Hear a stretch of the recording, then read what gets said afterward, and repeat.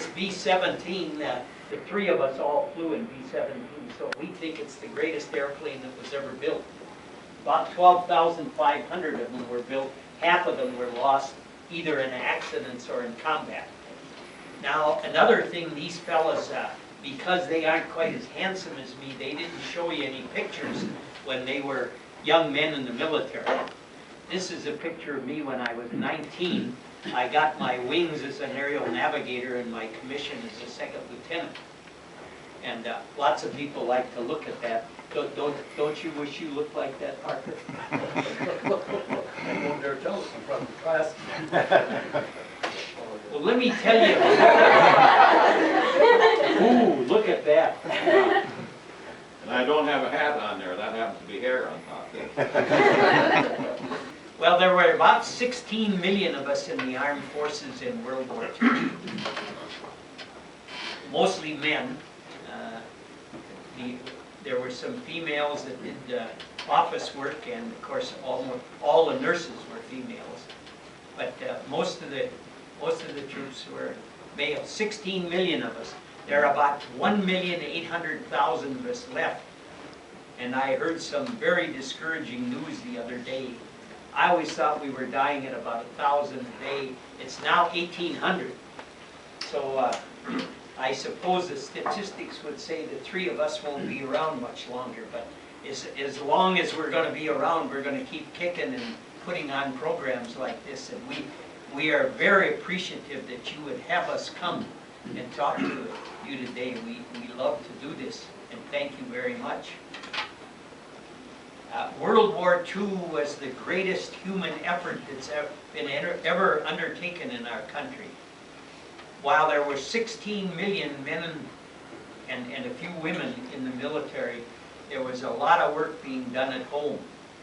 And there were more than flyers. I think really that we get more credit than is due us. The men on the ground and on ships did a whale of a job. I flew in one aircraft toward the end of June of 1944. When we came back from a mission, there were 35 holes in the airplane this big around from enemy fighters, and about 350 holes that big from ground fire. Now, this is what the Germans used to shoot at us. These are 20mm shells. And we shot back at them with 50 caliber shells. Now, the advantage we had, this had a range of about 600 yards. The 20mm only had a range of about 300 yards. Just to give you an idea how things have changed, in World War II dollars, a B-17, the average price was just over $204,000. There are 10 or 12 flying B-17s left in the world today. If you're going to buy a new wing for one of them today, it'll cost $1 million. So the difference is tremendous. A B-24 costs just over $215,000. A P-51 just over $51,000. And B-29 just over $605,000. So a great difference in the cost of things in those days. A B-17 was a huge aircraft at that time. It's pretty small when you put it next to a 777, a 756, a 767 today. Commercial airliners. It's small compared to a B-52, although the B-52 came into service less than 10 years after World War II. They're still using them. They're a jet 6-engine bomber. The B-17 was almost 104 feet of wingspan, over 74 feet high, long, and over 19 feet in height. It had 4 engines that developed 1,200 horsepower apiece. As you remember, these were propeller aircraft, and propeller aircraft have a lot more instruments on them and are more difficult to fly than jets. And so when we went on a mission, when we took off, both pilots were in the cockpit ready to assist each other, and then the flight engineer stood between them and helped them call off the the speeds and the manifold pressure and all the other things that had to be looked at on an airplane. The airplane empty weight was about 36,000 pounds. When we got almost 2,800 gallons of gasoline and 6,000 pounds of bombs, it weighed 55,000 pounds. Now,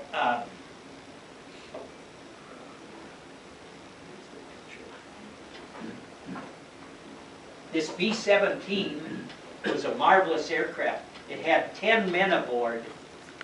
The bombardier and pilot and navigator were up here in the nose, the 2 pilots up here on the flight deck. The flight engineer was the top turret gunner, a radio man, a ball turret gunner, 2 waist gunners, and a tail gunner.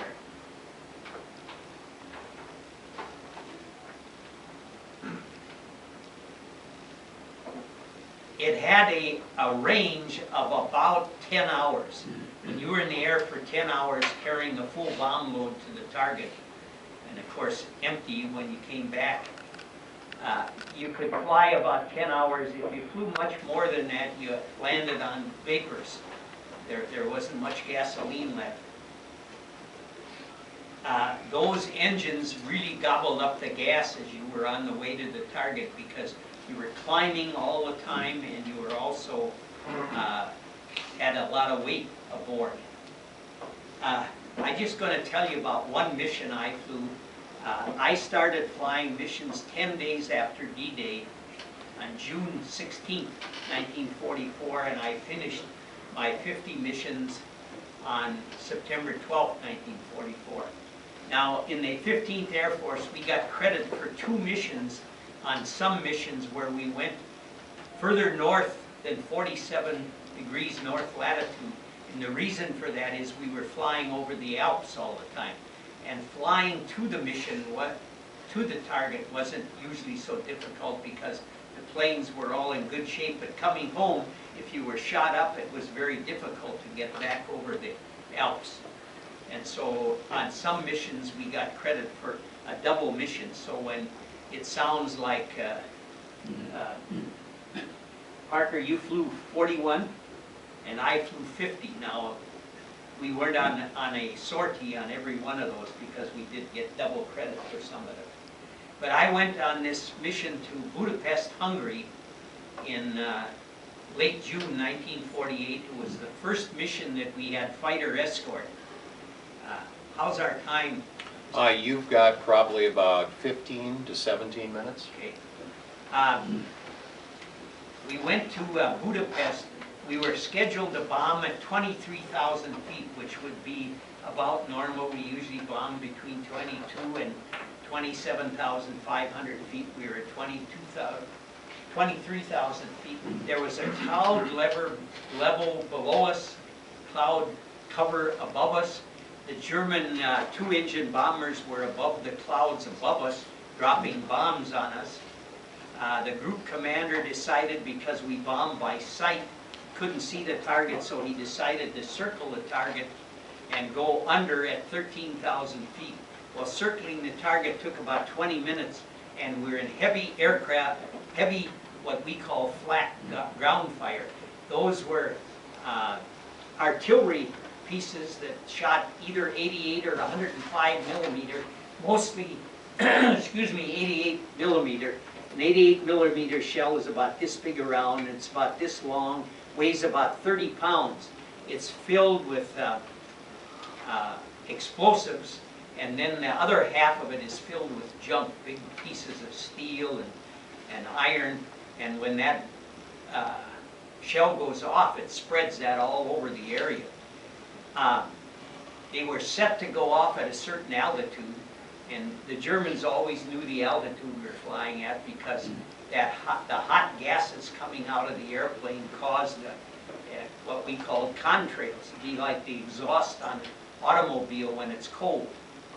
And so they knew the altitude we were at, and so these shells, these 88 millimeter and 105 millimeter shells, were set to go off either at our altitude or on impact of an airplane.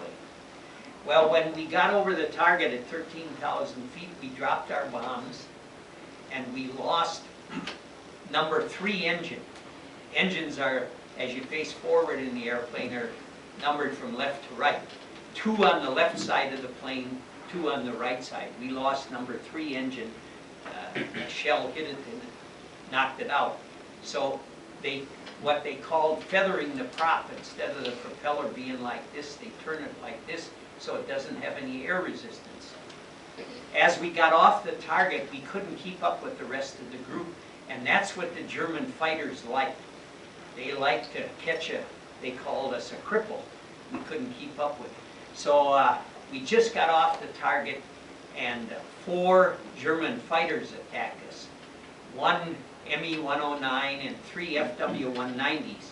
Both of these airplanes looked much like a P-51, but we did identify that they were foreign aircraft. They made 1 run at us and were getting ready to make a 2nd run on us. By that time, they'd blown 35 holes in us this big from these 20mm shells. And the pilot's radio was out, so I called for fighter cover, and 4 P-38s, those were the double-tailed airplanes, fighter airplanes, came over and chased the Germans away.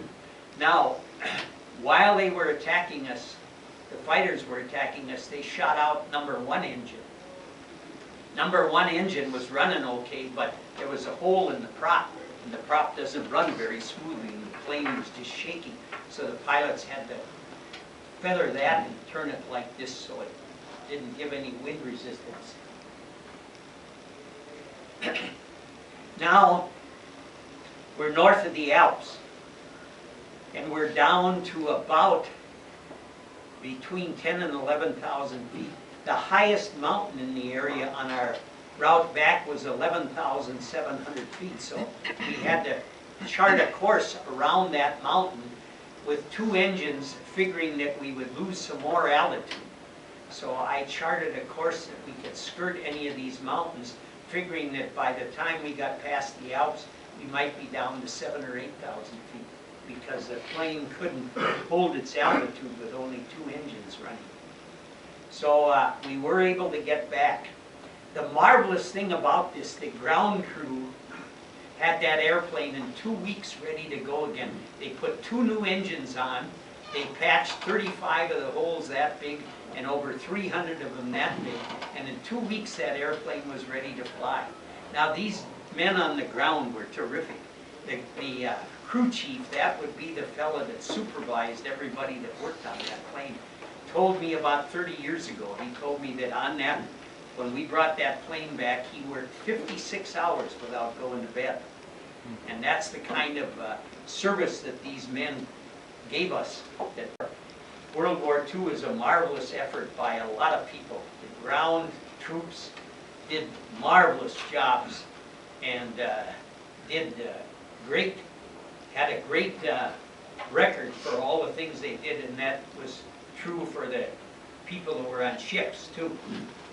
Just to give you an idea what kind of losses there were, on the average 6,600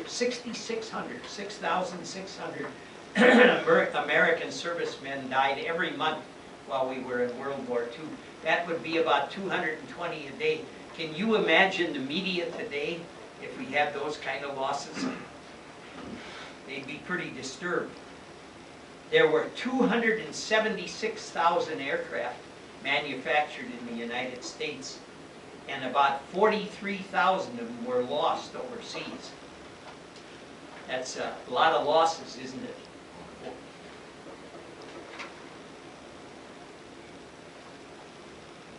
I'm going to stop right now. Do any of you have any questions for any one of the 3 of us? Questions at all? I just wanted to bring something up that to all you in here and whatnot. We talked about the Germans were shooting at us with the 88 millimeters and whatnot. Those people that were on the ground that were servicing those guns were people like you. All the high school students were assigned to a certain gun. And when there was a air raid warning, the high school students, well, the boys especially, had to all report to their own guns. So most of the Germans that were shooting at us were students, high school students. They would get excused from class to come out and fire at us. Now it's my turn again. The women played a major role in World War II. You heard about Rosie the Riveter. When we were in gunnery school, we would mount cameras on our guns.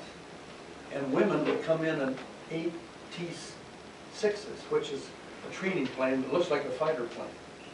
And we would shoot our cameras at them. They'd come in on pursuit curve, they'd roll over, we'd shoot at them, and then they would develop the film to see how effective we were. Well, Liz Strufus is a very famous pilot. She's in the Minnesota Hall of Fame. And she was one of them. I talked to her one day. And we also shot at tow targets. There was a twin-engine bomber that had a big cable, and there was a sleeve behind. We fired real bullets at it, and our bullets were color-coded so that they could tell which of us might have hit. I'm not sure how I did it, but anyway, women played a major role in the war. I'm sure you're familiar with where the three of us flew from. Jim flew from England up here, and we flew from Italy down here. One of the major targets that we flew before the end of August 1944 was to Romania, Polesti. That's where the Germans got about 50 to 60% of their oil. And the military runs on oil, so you have to have a lot of oil. And the 15th Air Force was charged with taking Polesti out. The 15th flew 19 missions over Polesti. I was on 5 of them. It was really a horrendous target. We would have flames, fire, and smoke 30,000 feet in the air after we bombed there. And we'd go back 2 or 3 days later and they'd be in full production again. They had their firefighting equipment about 50 miles away on railroad cars. And as soon as we were through bombing, they knew how many of us were coming. These railroad cars would move into position and take care of the fires, put them out, and get the oil refineries back in production. There are one other group of people that I wanted to mention that flew with us in Italy. They escorted Parker and I on several missions. They were the Red Tails. These were the first black guys that flew airplanes in World War II. You know, previous to World War II, they thought that black people weren't smart enough to fly airplanes. Well, they found out very different. And these men were much more qualified than I was because they had to have a college education before they could get into the Air Force. And so they flew P-47s and mostly P-51s. And we called them the Red Tails. The Germans were scared to death of them because, you know, Hitler had a lot of people that he didn't like. He didn't like black people, he didn't like gypsies, he didn't like homosexuals, he didn't like anybody except the Aryan race that he thought were superior to anybody else. And he was nothing but a common paper hanger from Austria, but he sure bamboozled the German people. And he certainly was a motivator. You had to give him credit for that. But these Red Tails, the German fighters were scared to death of them, and they did a whale of a job. And unfortunately, I never got to meet any of them until about 30 years ago when I started working at air shows. I got to meet some of them then, and they're terrific guys. They're a little older than we were because they had to be through college before they could get in the Air Force. How about questions? We love questions. I've got one for you. Yes? Who is the most famous person each of you have met in your lifetime? Who you would consider the most famous person? Well, I'll tell you a little story about that. They usually have an air show once a year out at Eden Prairie. And then after the air show, they'd have a dinner where everybody would get together. I sat down at a table with the co-pilot on the B-24 that flew into into, off the carrier, B-25. B-25, yeah. B-25 off the carriers. I sat with the co-pilot, and he had been Doolittle's co-pilot. And another guy sat down next to me, and he says he wasn't familiar with anybody here. And this was a table that had sat about 10. The other co-pilot was sitting across from me, across the table from him. And the guy sat next to me, and he says, it's nice being here with, you know, you people that have been flying on missions. And I said, well, the famous one is the one sitting across the table from me. I said, he was a co-pilot for Doolittle. And he says, oh, was he? So he got up and he left me and he went over and sat down. So I met one of the co-pilots. Dick Cole. Dick Cole, that's what it was, yeah. Vince? Well, of course. After a mission one day, we get out of our ship, we got all this gear on to take back to with our B-5 bag. A Jeep pulled up, and a couple officers were in the Jeep. South, my engineer, who was a real character, the Jeep pulled over, hey, Sergeant, he said, come here. So he went over there and he jumped in the Jeep and he beckoned me and I jumped in the Jeep. We're in the back, we're driving down towards the equipment shack. And the officers are asking South a lot of questions about the mission. And it was a bad mission, and a couple things he told them, I figured they'd know the difference and so forth. Then he kicked me. And we were riding with General Twiney. He was a two-star general. He ran the 15th Air Force. He eventually became top general in the United States, the Joint Chiefs of Staff. And so I met General Twiney and never shook his hand. I just saw him drive away. Oh, how about civilian people that you knew that are great? Well, I have met a fella from the Bible that I didn't meet personally, Jesus Christ. That was probably that's the most famous person I've ever met. But probably the person that has impressed me most from the time I was a young man was my dad. My dad had a third-grade education, and he owned a heating sheet mill and air conditioning business, which I started working with him in 1945 when I got out of the service. I always said my dad could sell snowballs to the Eskimos. He had a wonderful personality. I never knew of anybody that he didn't like and they didn't like him. He was a very simple man. I was born and raised in White Bear Lake and graduated from White Bear High School in 1942. When my dad went uptown on a Saturday night, he wore bibbed overalls, a white shirt, a necktie, and a hat, and a suit coat. That's the way he dressed. And so when he died at age 58, the funeral procession was over a mile long. So he was the most impressive person that I ever met in my life, and my mother was close by.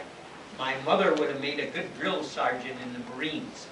She had to, when I was a kid, she had to know where I was every 20 minutes. And I just wanted to touch a little bit on the Depression. About 25 seconds. 25 seconds. The Depression, some of you will get the impression that it was bad times. It actually was great times because we were with our parents a lot. So many people were poor that I never realized we were poor until after I got out of the military. So it was a great time for many of us. Thank you very much for having us. Give these guys a hand for coming up.